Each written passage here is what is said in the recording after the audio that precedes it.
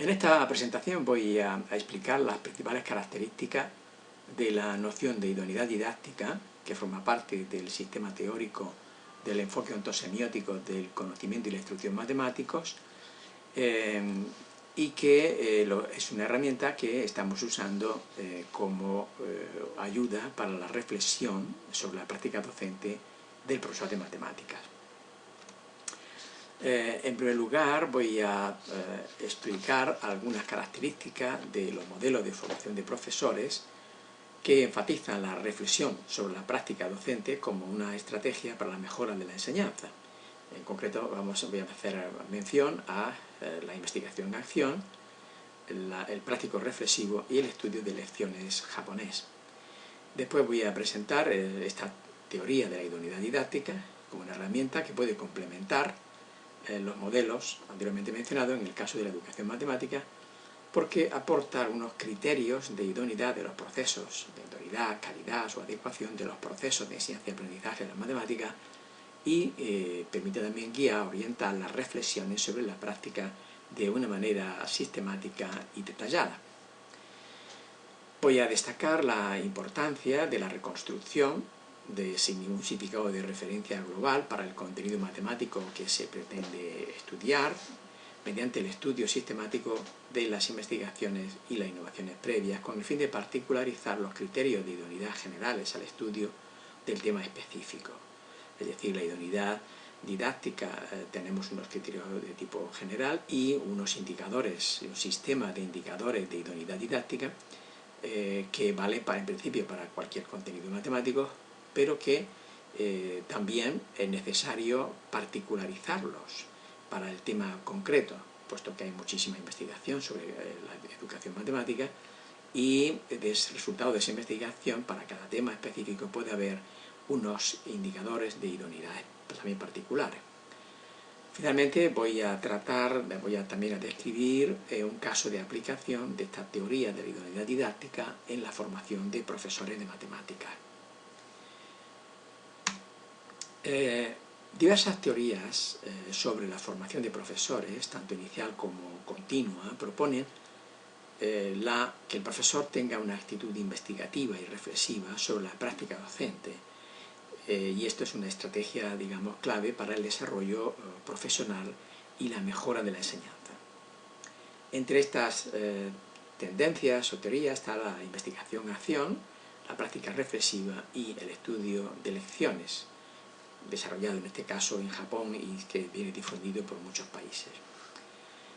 Con respecto a la investigación-acción, se trata de un método de investigación cualitativa que se basa fundamentalmente en convertir en centro de atención lo que ocurre en la actividad docente cotidiana con el fin de descubrir qué aspectos se pueden mejorar o cambiar para conseguir una actuación más satisfactoria. La práctica docente se considera el marco de referencia de todo el proceso de investigación y se contempla la acción y la reflexión como dos caras de la misma moneda. Se trata, por tanto, de una vía de formación permanente del profesorado que permite a este ejercer la investigación en el aula en busca de una mejora significativa de la calidad educativa.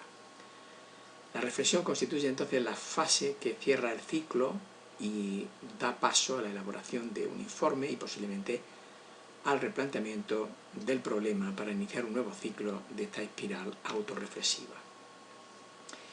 Otra tendencia que encontramos en la literatura es lo que se conoce como la práctica reflexiva, el práctico reflexivo, que se heredera en cierto modo de la investigación en acción y que suele ser la corriente promovida por Chon, quien desarrolla la teoría de la práctica reflexiva abogando por un docente que reflexione de una manera permanente sobre su práctica en la enseñanza con el fin de transformarla. Chon describió la reflexión como una continua interacción entre el pensamiento y la acción. Y el práctico reflexivo es la persona que reflexiona sobre las comprensiones implícitas en la propia acción, que las hace explícitas, las critica, las reestructura y aplica en la acción futura. Bien, otro movimiento, otra tendencia o enfoque es el llamado estudio de clases o estudio de lecciones, que se refiere a la metodología desarrollada en Japón para la enseñanza de las matemáticas, basada en la resolución de problemas, en la formación y el perfeccionamiento del profesor.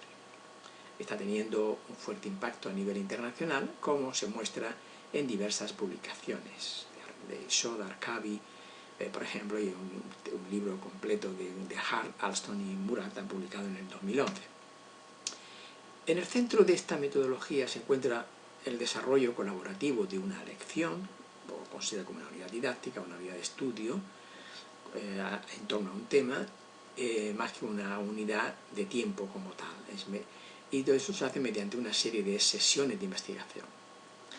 Los profesores que están involucrados en la enseñanza de una misma clase o unidad didáctica se observan unos a otros sucesivamente mientras imparten las lecciones, se ponen en común sus observaciones entre una clase y la siguiente y como base para tomar decisiones colectivas sobre cambios posteriores en la programación de las clases que se pondrán a prueba posteriormente en las clases, en nuevos ciclos de investigación.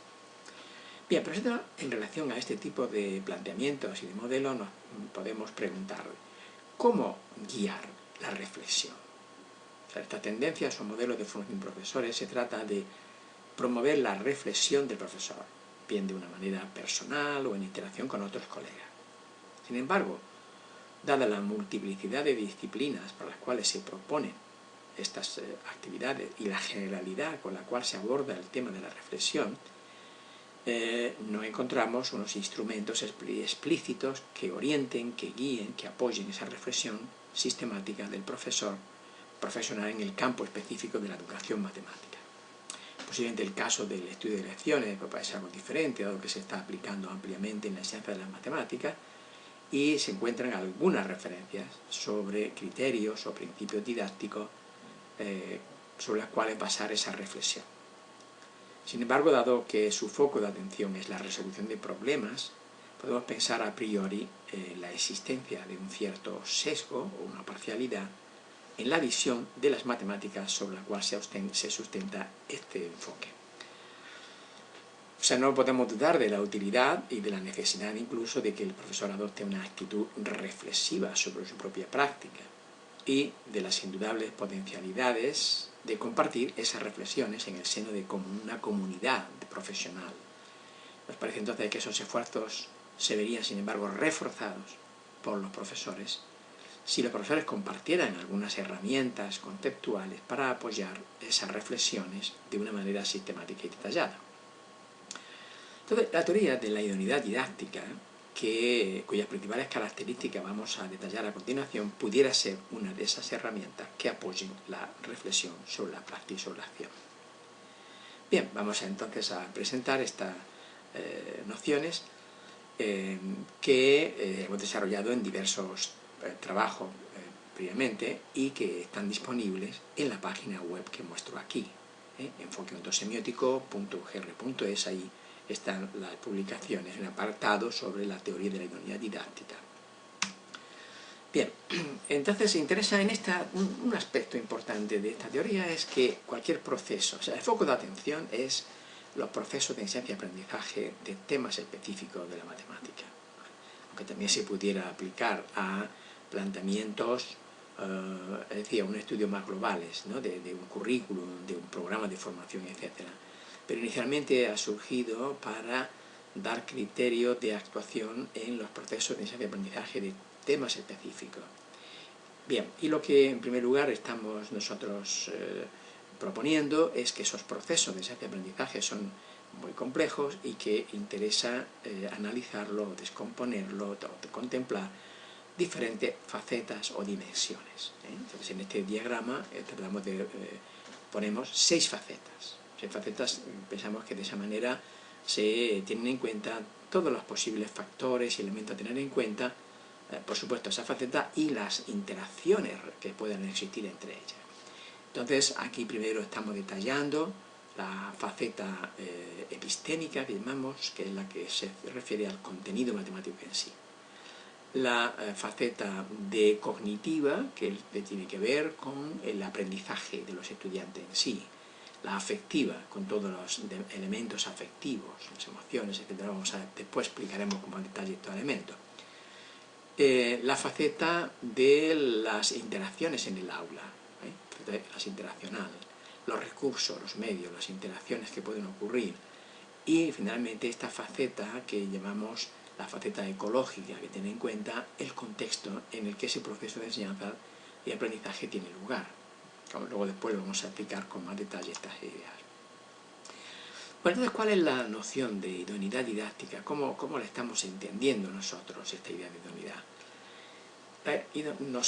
Como ahora voy a indicar, no estamos refiriendo a la idoneidad del profesor en sí, sino para desempeñar su tarea, sino la idoneidad del proceso. El foco de atención es el proceso de instrucción, no es el profesor intrínsecamente, ¿no?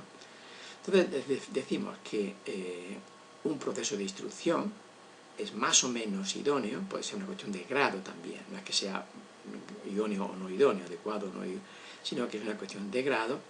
Pues entonces lo decimos como el grado en que dicho proceso o una parte del mismo reúne ciertas características que permiten calificarlo como óptimo en cierto sentido o adecuado para conseguir la adaptación entre los significados personales que los estudiantes van a ir construyendo y los significados, los aprendizajes y los significados institucionales pretendidos o planificados, que es la enseñanza. Claro, pero siempre teniendo en cuenta la circunstancia y los recursos disponibles, es decir, el entorno. Entonces ahí mencionamos esas dos referencias que están accesibles y donde esta idea la tenemos desarrollada de manera más explícita.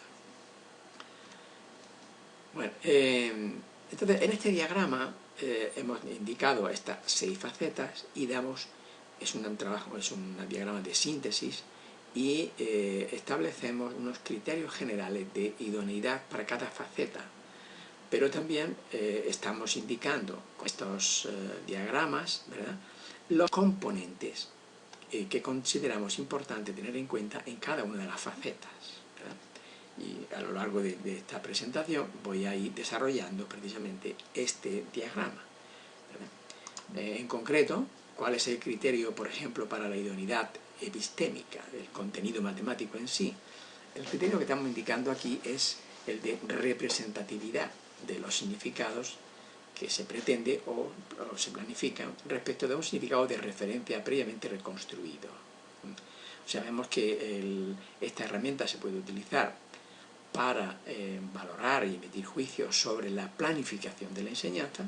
Por eso decimos los significados, contenido pretendido, planificado, o también los significados implementados efectivamente. Es decir, que podemos emitir juicios de idoneidad, de valoración de la idoneidad, para la implementación efectiva, ¿no?, o las dos cosas simultáneamente. Entonces, el criterio básico, que luego después lo podemos comentar y desarrollar un poco más, es el de la representatividad de los significados. Estamos viendo ya que una noción importante en toda esta teoría es la idea de significado, entendida en términos del enfoque ontosemiótico del conocimiento y la instrucción matemática.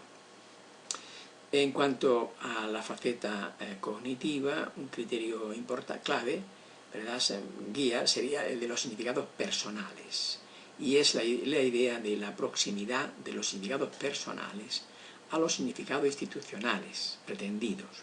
Una proximidad dentro de una cierta lejanía, en el sentido de que lo que se esté pretendiendo que los alumnos aprendan suponga un reto para que aprendan algo valioso, ¿verdad?, pero un reto manejable, un reto que esté a su alcance con los apoyos, por supuesto, del profesor y del grupo de clase en el que estén trabajando.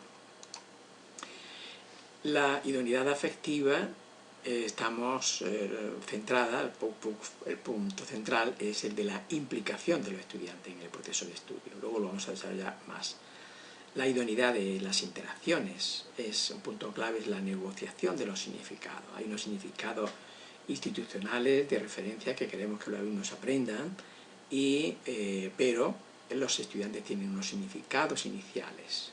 Y entonces hay que tener en cuenta esos significados iniciales de los estudiantes y haya una cierta negociación para que progresivamente los estudiantes se vayan apropiando de esos significados institucionales pretendidos. En cuanto a la idoneidad mediacional, el principal criterio es el de la disponibilidad de los recursos técnicos y temporales para el logro de los objetivos de aprendizaje. Y finalmente, esta noción de idoneidad ecológica, usamos el término ecológico en términos metafóricos, en el sentido del contexto, de los recursos que hay disponibles, ¿verdad? En este caso la idea es la de adaptación. El criterio básico sería la adaptación del entorno al entorno socioprofesional y también al establecimiento de relaciones entre los distintos elementos, componentes, disciplinas, el estar conectada la matemática con otras disciplinas, etc. Entonces esta es una síntesis.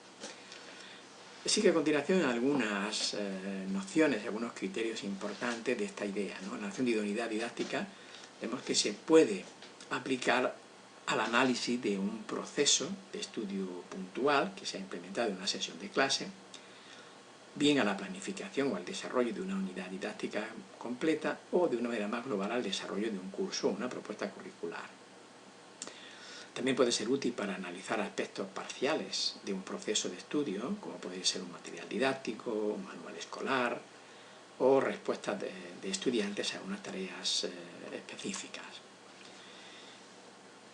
El logro de una alta idoneidad en un proceso de estudio, como también la valoración de esa idoneidad, es un proceso complejo, puesto que, como hemos visto, involucra diversas facetas, dimensiones, que a su vez están estructuradas en diversos componentes.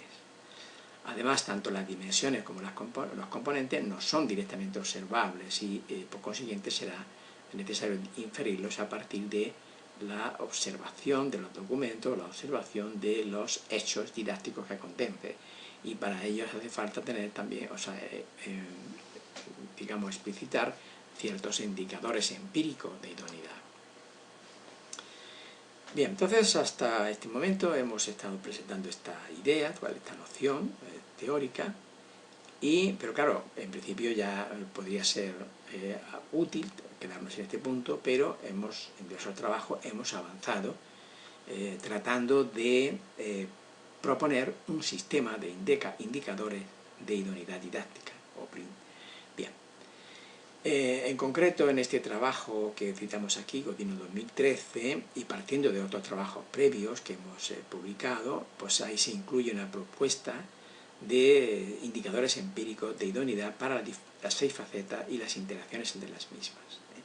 También en ese trabajo se describen algunas concordancias entre los indicadores de idoneidad y los que se pueden inferir de otros marcos teóricos. Es decir, en este caso, los indicadores de idoneidad estamos viendo que se pueden interpretar también como principios didácticos y sobre los cuales no son recetas para una aplicación, digamos, literal en las prácticas de la enseñanza, sino que son más bien como principios didácticos, heurísticas, ¿verdad?, sobre las cuales existe un consenso en la literatura de educación matemática.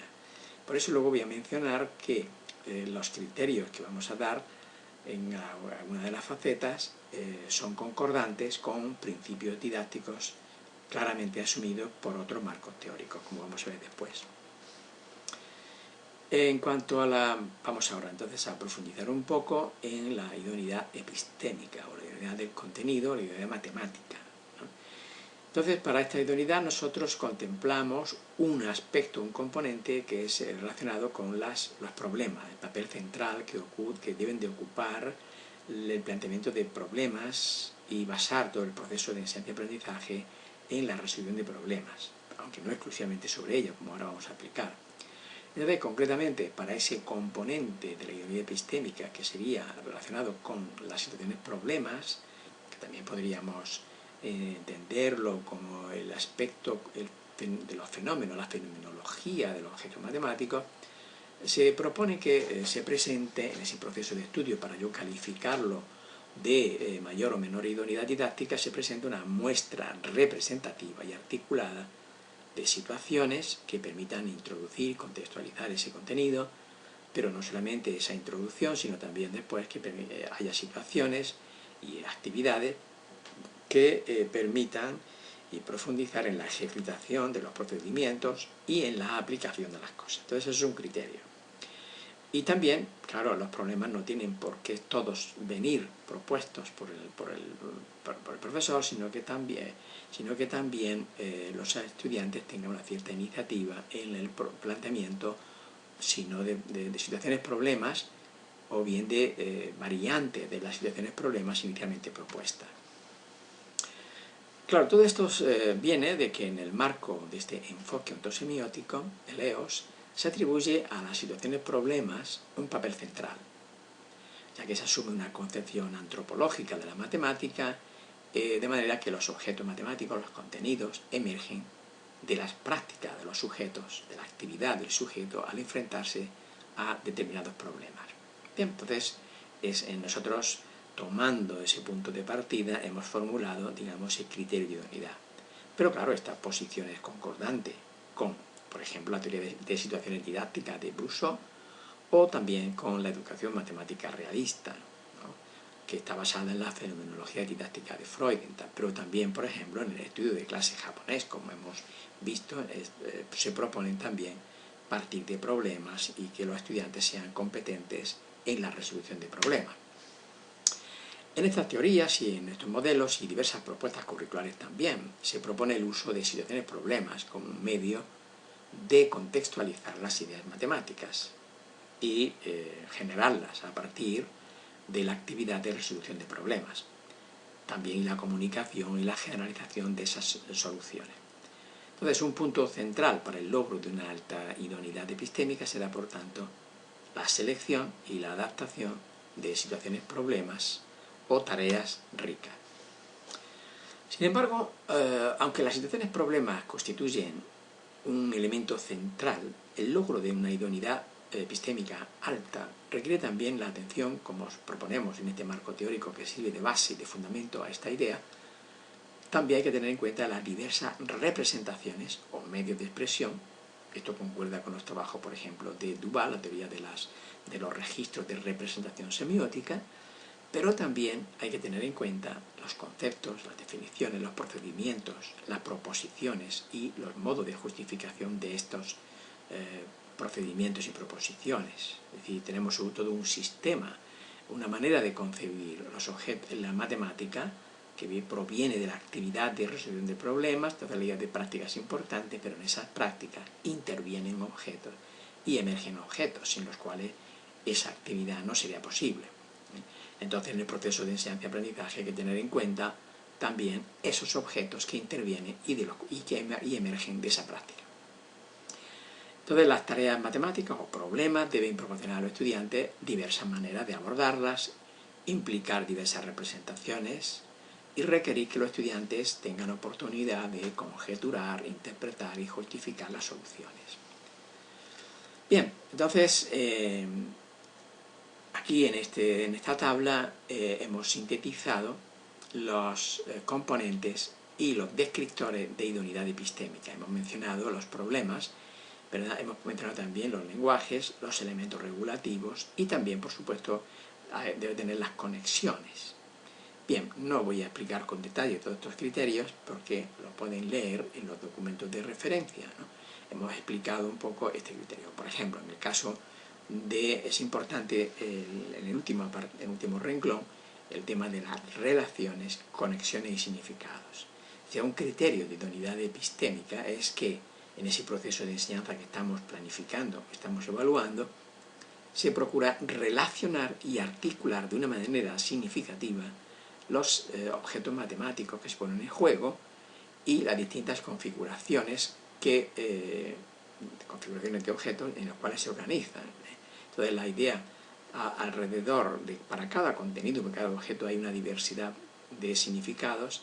Entonces, esas diversidad de significados deben ser tenidos en cuenta y hacer una selección adecuada y juiciosa, digamos, de esos significados, entendido en este caso como práctica, como sistemas de práctica, y de las configuraciones de objetos que están implicados en esos significados. Bien, vamos a decir algo en relación a la idoneidad cognitiva. En cuanto a la idea cognitiva, en el marco del enfoque ontosemiótico se asume que el aprendizaje implica la apropiación de significados institucionales que se pretenden por parte de los estudiantes mediante la participación de los estudiantes en una comunidad, la comunidad de práctica en general en el aula. Ello supone el acoplamiento progresivo entre los significados personales iniciales de los estudiantes y los significados institucionales planificados. Los significados son entonces entendidos en este marco teórico como los sistemas de prácticas operativas y discursivas y supone además el reconocimiento y la interrelación de los objetos que intervienen en esas prácticas. Bien, entonces en este supuesto, digamos, de la idoneidad cognitiva, vemos que hay, por ejemplo, concordancias con otros planteamientos.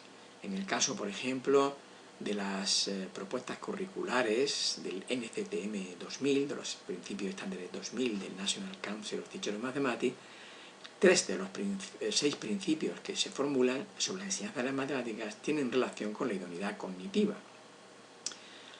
Por ejemplo, el principio de igualdad indica que la excelencia en la educación matemática requiere igualdad, grandes expectativas y un fuerte apoyo para todos los estudiantes. Entonces, en este sentido, estamos también concordando, estamos como sintetizando ese principio. Se exige que se hagan adaptaciones razonables y apropiadas y que sean incluidos contenidos motivadores que promuevan el acceso y el logro de todos los estudiantes.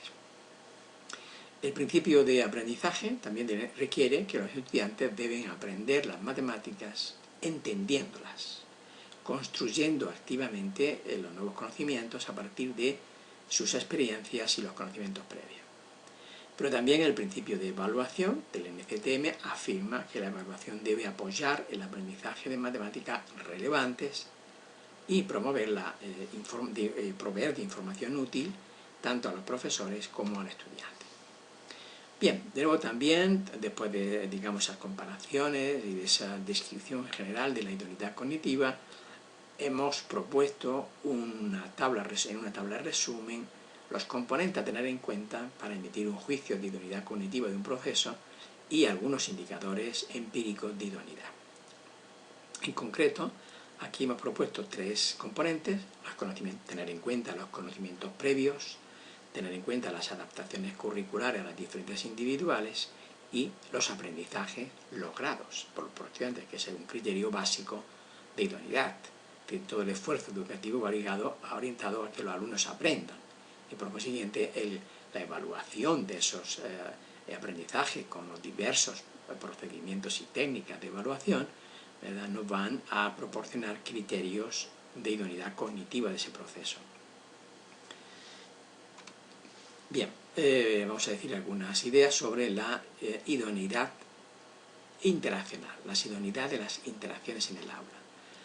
Como un componente de la idoneidad interaccional se incluye en la teoría esta como un indicador, por ejemplo, se propone como indicador que se contemplen momentos en los que los estudiantes asuman la responsabilidad del proceso de estudio.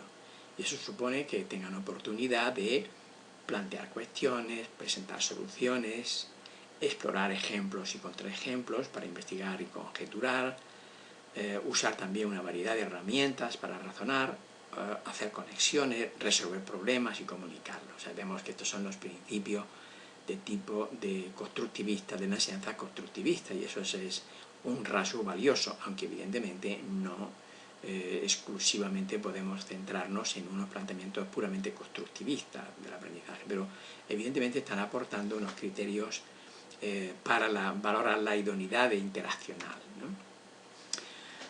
La aceptación de este principio de autonomía en el aprendizaje es un rasgo esencial de la teoría de situaciones didácticas de Brousseau, en el que las situaciones de acción, de comunicación y validación se entienden como momentos de tipo adidáctico, es decir, que el profesor queda un poco en un segundo plano y el protagonismo está de parte de los estudiantes, situaciones en las que no son los protagonistas en la construcción de ese conocimiento.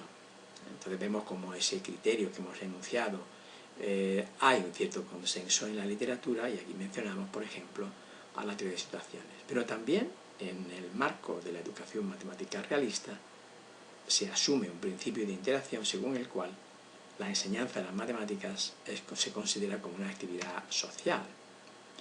Entonces, en este caso, los estudiantes, en lugar de ser receptores de una matemática ya elaborada, son considerados como participantes activos de un proceso de aprendizaje, en el que ellos mismos desarrollan herramientas y comprensiones.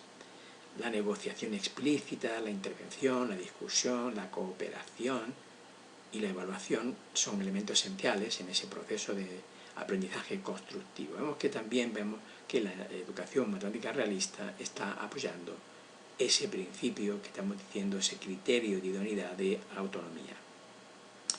En esta instrucción interactiva, los estudiantes son estimulados a explicar, justificar, convenir, discrepar, etc., ¿no?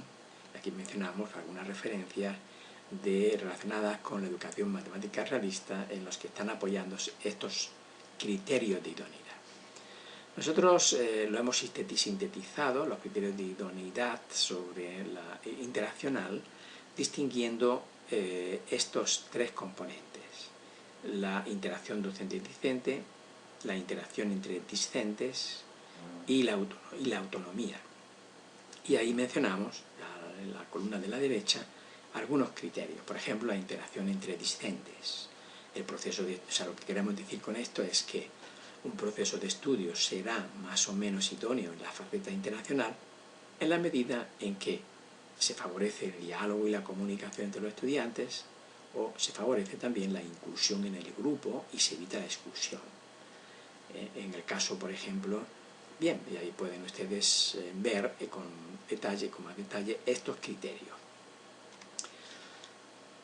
En definitiva, la teoría de la idoneidad didáctica trata de interrelacionar las distintas facetas que intervienen en el diseño, implementación y evaluación de procesos de aprendizaje de las matemáticas. Entonces, las nociones de idoneidad epistémica y ecológica y el sistema de indicadores asociados constituyen el germen de una teoría de tipo curricular, mientras que los correspondientes a las facetas cognitiva y afectiva lo constituyen para una teoría del aprendizaje. Las facetas interaccional y mediacional contienen también a su vez el germen de una teoría de la instrucción. En el trabajo que hemos citado pueden encontrar también un detalle de los criterios de idoneidad para las otras facetas que hemos mencionado, la faceta, por ejemplo, afectiva, la faceta mediacional y la ecológica. Bien, entonces ahora lo que voy a centrar la atención es en el uso que estamos haciendo de la teoría de la idoneidad didáctica en la formación de profesores, y vamos a hacer referencia a algún caso, al estudio de un caso.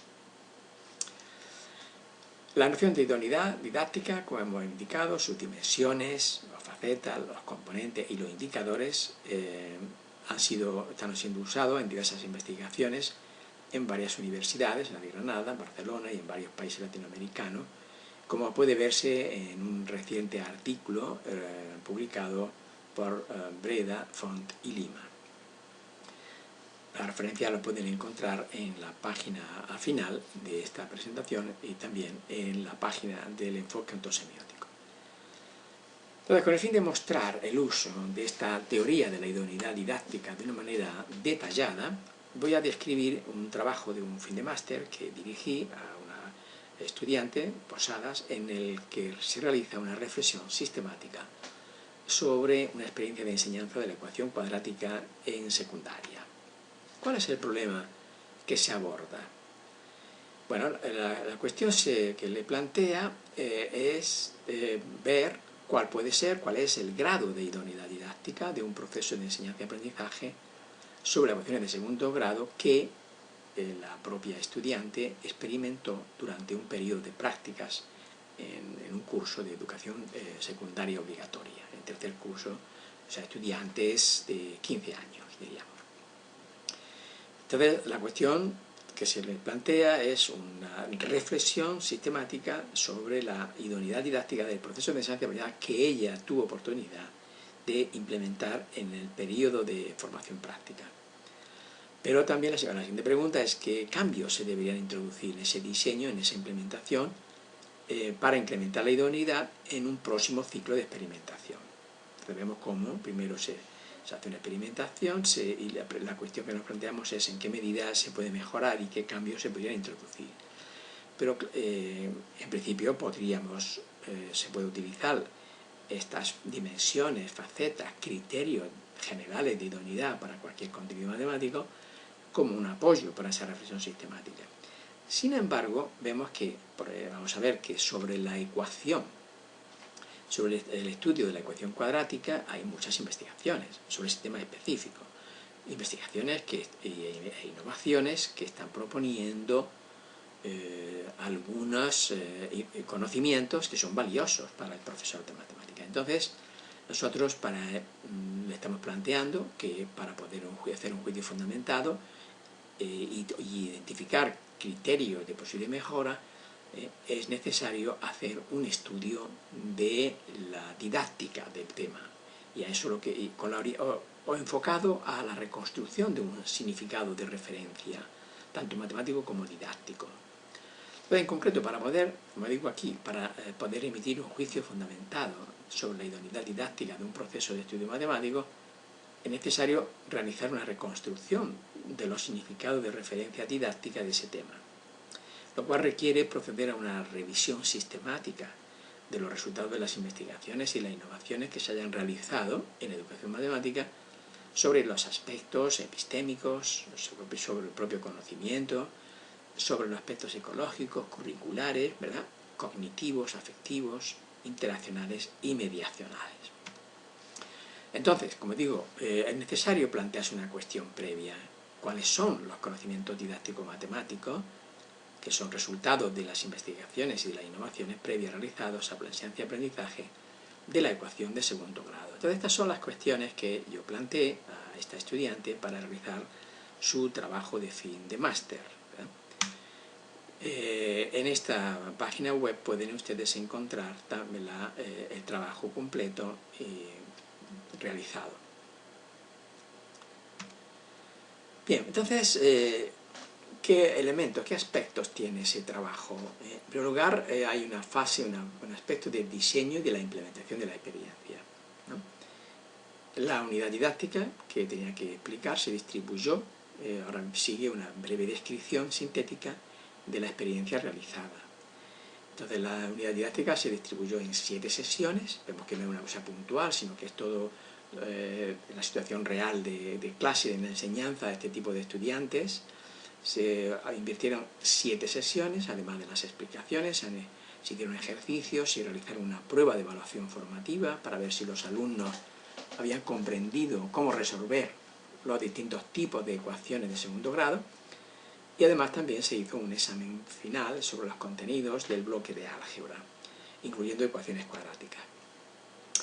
Bien, en el trabajo entonces se describe la metodología, se sigue un libro de texto que propone el estudio de la ecuación de segundo grado enfocado al aprendizaje de la fórmula para hallar las raíces para el caso general. O sea, es importante ver que esta estudiante estaba realizando su experiencia de práctica en las situaciones reales, dependiendo de un profesor tutor y de las directrices de un departamento de matemáticas del centro, y por consiguiente no se trata de una investigación, sino de una implementación de tipo más bien naturalista.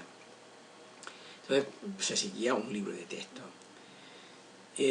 Una vez presentada la fórmula, el uso se ilustraba con un ejemplo particular seguido de ejercicios resueltos y de actividades.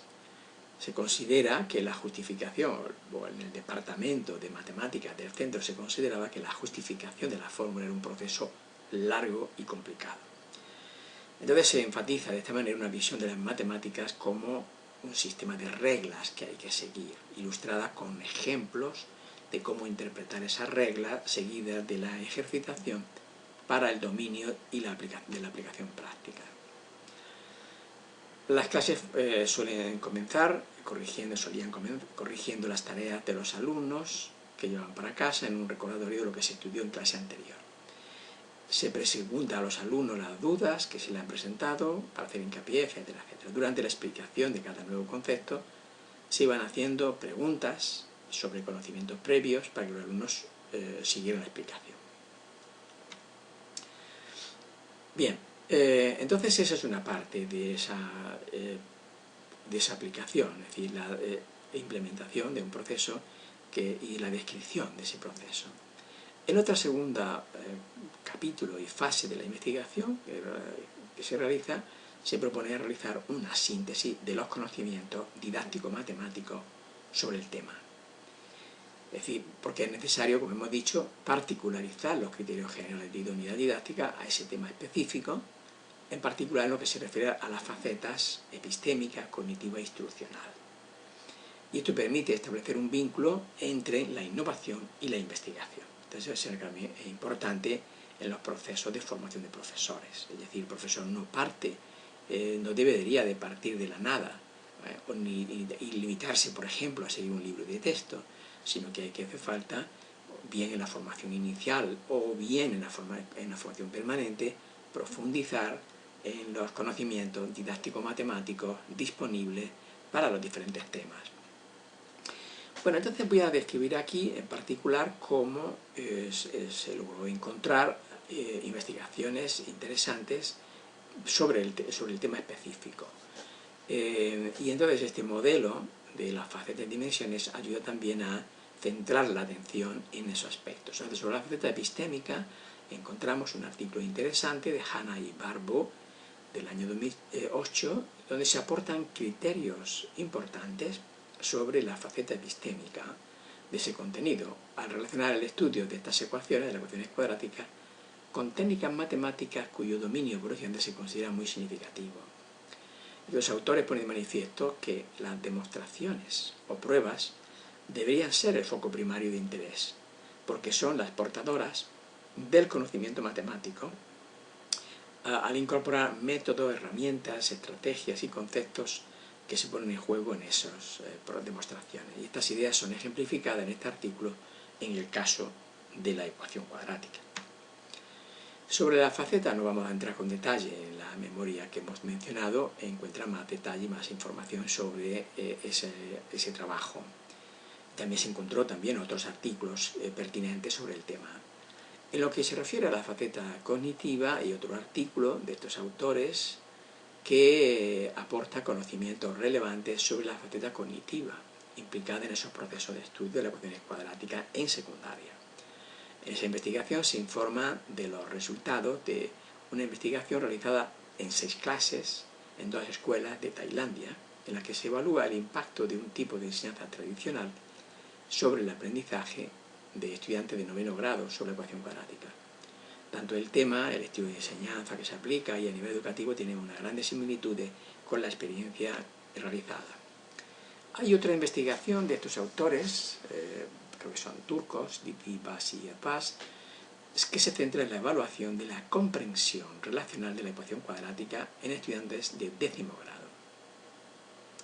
El estudio fue diseñado para describir el razonamiento de los estudiantes cuando resuelven diferentes tipos de ecuaciones cuadráticas con una incógnita y en particular cuando usan la técnica de factorización.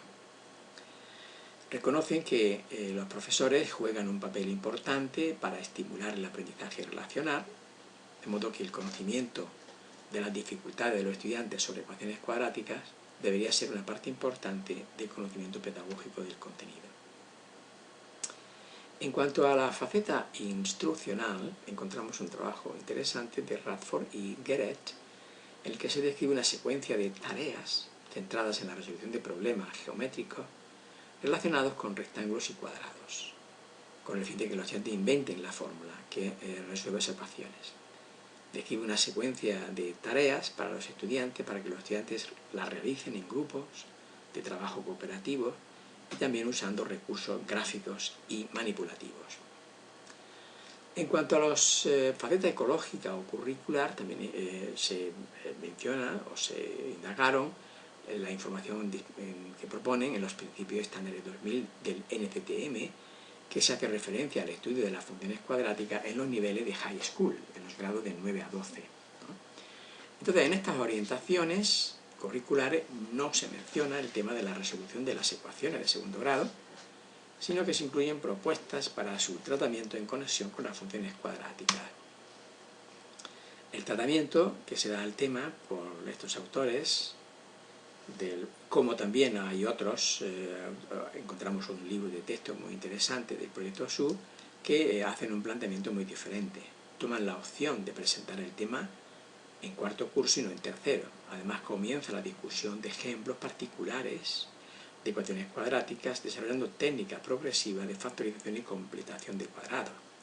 Y finalizan el estudio de la resolución general de la ecuación cuadrática justificando la fórmula.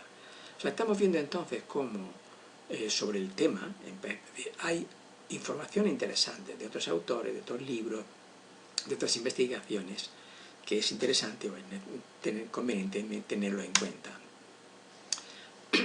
Con toda esta información, los criterios generales de idoneidad particularizados en cierta manera con estos conocimientos didácticos matemáticos, la estudiante, el profesor en formación, está en disposición de poder emitir unos juicios fundamentados sobre la idoneidad didáctica de la experiencia que realiza.